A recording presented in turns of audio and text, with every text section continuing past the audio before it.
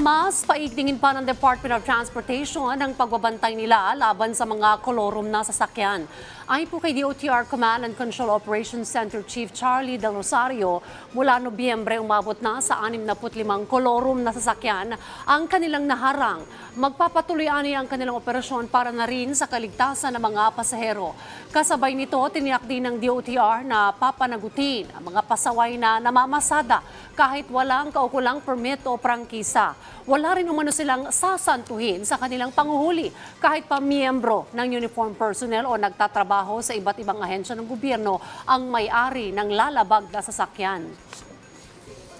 Kung sila po ay nasa serbisyo, mas dapat nilang alam na hindi dapat mag-operate ng isang bagay na illegal.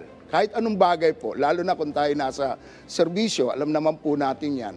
So, binabalaan po natin sila na wag po nilang i-engage yung sarili nila sa mga illegal na aktibidades. Dahil sigurado po na yung kamay ng batas ay aabutan at aabutan po sila.